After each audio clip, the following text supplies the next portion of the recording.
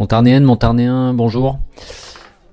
À l'occasion du Téléthon, nous avons décidé cette semaine de consacrer cette édition au handicap, sous ses différentes formes, en allant questionner, sous forme de micro-trottoir tout d'abord, les problèmes d'accessibilité dans notre village, des trottoirs, mais aussi des structures qui ont été construites récemment.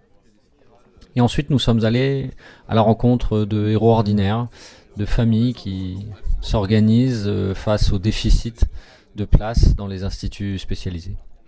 Tout d'abord l'association Bleu Coquelicot qui est basée à Agnan, puis l'association Prader Willy qui œuvre sur tout le département et qui se réunissait assez régulièrement à Macondo pour donner un peu de répit aux familles jusqu'à ce que le site soit fermé.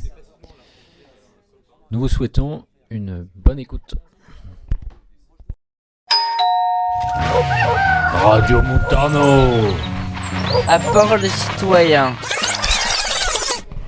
Qu'est-ce que vous pensez du handicap dans notre village ?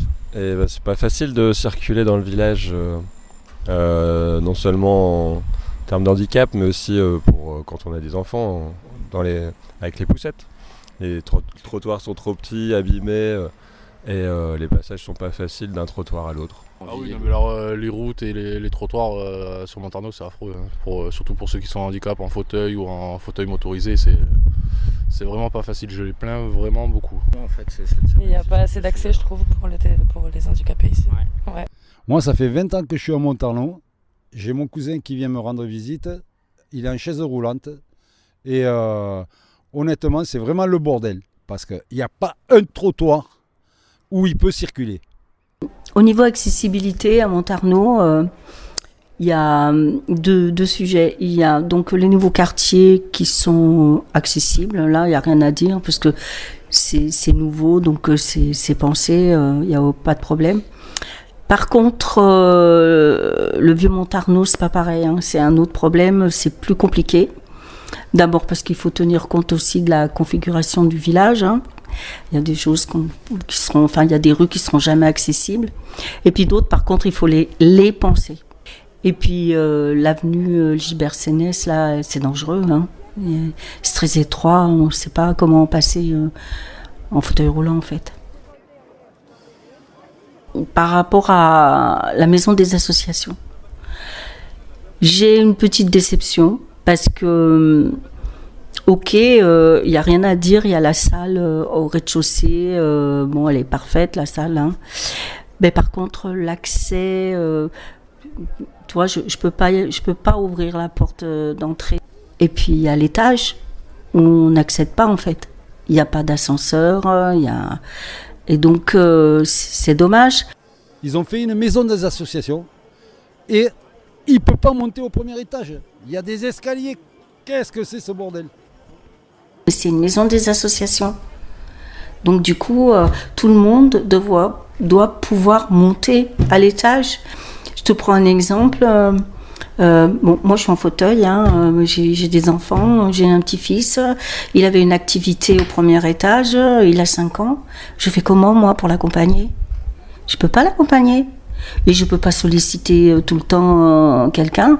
Alors les gens, il y a aucun souci, il y a beaucoup de bienveillance, c'est pas de problème. Mais en fait, l'autonomie pour une personne handicapée, c'est fondamental. Enfin, quand on rénove un bâtiment, on doit avoir en tête que l'accessibilité et l'autonomie sont indissociables. Parce que en fait, rendre le lieu accessible, ça permet à chacun de pouvoir agir librement et pleinement pour lui-même, quoi. Alors, moi, je m'appelle Magali, j'habite sur Agnan et je suis la maman d'un jeune en situation de handicap, qui a plus de structure d'accueil. Il a 23 ans et du coup, après avoir pas essuyé des refus, mais pas avoir trouvé d'endroit en fait où le placer, on a pensé avec son papa et différentes familles en fait qu'il serait bon peut-être de monter une association pour pouvoir permettre à des jeunes en situation de handicap neurologique, pas forcément un lieu, mais en tout cas un outil qui leur permette d'avoir des activités, de se retrouver, de pouvoir partager et que les familles aussi puissent échanger sur le handicap de leurs enfants, sur les possibilités qu'il y a et en fait briser la solitude qu'il y a autour du handicap et des familles qui sont souvent très seules par rapport à ça. Bonjour Corto, est-ce que tu peux te présenter et nous présenter Bleu Coquelicot succinctement s'il te plaît? D'accord. Alors, je m'appelle Corto Fouquier. Je suis le président de l'association Bleu Coquelicot. Et c'est à mon association du foot, des soirées dansantes. Et, on fait des ateliers de musique. On est au moins 13 ou 14. Si tu t'es motivé à créer ça, c'est qu'il y a un manque sur le territoire. Qu'est-ce que tu peux en dire? Ah bah oui, complètement quoi. Moi, mon fils, à partir de 18 ans, 20 ans, voilà, bah il y avait plus de place pour lui. Enfin, on n'en a pas trouvé en tout cas qui lui correspondait. Déjà quand il était petit, on a fait un parcours de CLIS, et puis après d'IME, on a eu une longue attente avant qu'il ait une place en IME. Et puis, bah passé 18-20 ans, où il y a un foyer de vie, mais avec des attentes qui sont de plusieurs années, souvent, avant qu'on puisse trouver une place. C'est le système de l'entonnoir en fait. Tant que quelqu'un n'est pas sorti, il n'y a pas de nouvelle place. Et donc, je crois que dans l'Hérault, il y a plus de 600 familles qui sont en attente d'une place pour un jeune en situation de handicap, quoi. Donc c'est catastrophique en fait. On manque de lieux, de structures, de tout, quoi. J'ai mon fils à plein temps maintenant, donc il travaille un peu avec moi, mais j'ai complètement réduit mon activité professionnelle et je me consacre à lui en fait. C'est ma vie, c'est ça quoi maintenant, quoi. S'il y avait une des villes du territoire qui créait un accueil de jour, qu'est-ce que tu en penserais? Ah mais ça, ce serait vraiment génial en fait, c'est ce qui manque, et surtout en ruralité, quoi. C'est-à-dire que si on va sur Montpellier, il y a plusieurs structures, mais même eux n'ont pas de place, quoi. Mais il y en a beaucoup quoi. En ruralité, il n'y a rien, quoi, en fait, rien du tout, quoi. Là par exemple, dans le secteur où on est, on a l'IME l'Ensoleillade à Saint-André-de-Saint-Gonis. Après il y a à Clermont-Lérault le foyer de vie, mais ils sont à bloc, il n'y a plus de place pour personne, quoi, en fait. Donc voilà. Donc oui, bien évidemment, quoi, s'il y avait une structure d'accueil, ce serait top, quoi. Vraiment top, quoi. Ça simplifierait les choses pour plein de gens, et puis ça redonne l'envie, ça donne.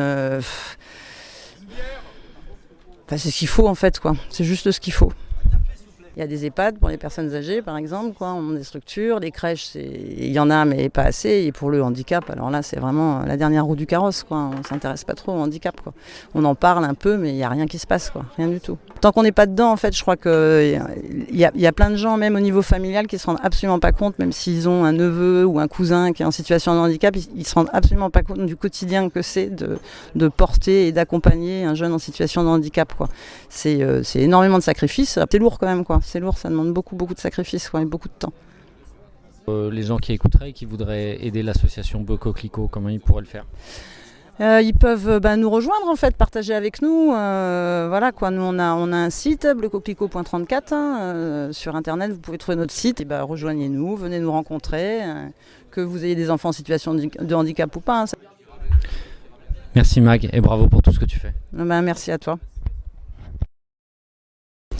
Alors l'association Prader-Willi est une association qui représente les familles dont un enfant est touché par le syndrome, une maladie rare, un handicap rare qui laisse les parents souvent démunis face à la maladie et ils ont donc besoin de conseils, de relais, et nous essayons dans la région de réunir les familles pour qu'elles se retrouvent, qu'elles partagent leur expérience, parfois des conseils. Des médecins viennent aussi. Pendant 3 ans, vous êtes venus vous réunir au Mas-Dieu. C'était pratique pour vous de pouvoir venir là-bas? C'était très pratique parce qu'en fait, nous, on a un problème pour trouver un lieu qui soit à peu près équidistant, puisqu'on gère toutes les familles de l'Hérault. Ce lieu est extraordinaire parce que il y a une liberté du fait qu'il y a de l'espace. Les enfants pouvaient être à l'aise pour faire différentes activités pendant que les parents parlaient entre eux. Et tout le monde réclamait de revenir parce que les enfants et les parents passent une journée formidable là-bas. Et on a appris qu'on ne pouvait plus venir, que c'était plus souhaitable parce que le maire de Montarnot ne voulait plus de passage extérieur, de personnes extérieures à ce lieu qui viennent. Et donc on n'en a pas fait cette année. On va peut-être aller dans un jardin public à Montpellier, mais enfin c'est moins adapté, on est moins à l'aise et et c'est moins facile. Non, il y avait une liberté à Macondo qu'on va sans doute pas, qu'on retrouvera pas ailleurs dans un jardin public, c'est sûr. C'est fatigant en fait de revendiquer sans arrêt. Enfin, je sais pas, mais moi quand on conçoit un bâtiment ou qu'on rénove, on demande l'expertise aussi à des personnes handicapées. Il me semble que ça peut pas se faire sans cette population. Hein. C'est pas possible. Enfin, moi, c'est ce que je pense. Hein. Et c'est d'autant fatigant que tu as consacré une vie à faire de la sensibilisation, puis finalement, voilà, on en est. C'est pour ça qu'il faut faire un gros travail sur la sensibilisation au handicap. Avec les enfants surtout, on plante des graines. Les enfants c'est innocent. Et les enfants, ils n'ont pas d'a priori. Hein. Tu leur expliques, ils comprennent très vite. Les adultes, c'est déjà un peu plus compliqué. Il y a le regard, c'est compliqué. Et c'est important hein, quand on veut parler du vivre ensemble. C'est de l'inclusion, c'est comment... c'est comment découvrir comment l'autre et vit et pas se focaliser sur des a priori.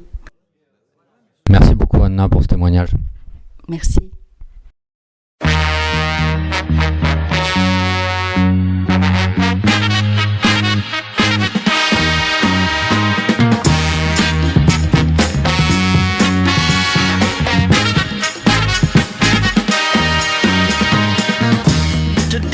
Et c'en est fini pour le 4e épisode de Radio Montarno consacré au handicap. Nous espérons que vous avez pu comprendre en quoi une municipalité a un énorme pouvoir, soit de faciliter la vie des personnes qui sont frappées par le handicap, soit au contraire de leur compliquer un petit peu plus une vie qui est déjà frappée de beaucoup de complexité. Soit en les négligeant, soit en fermant leur lieu de réunion, soit en construisant des infrastructures qui ne sont pas inclusives. Nous espérons que cet épisode vous a plu et vous disons à la semaine prochaine.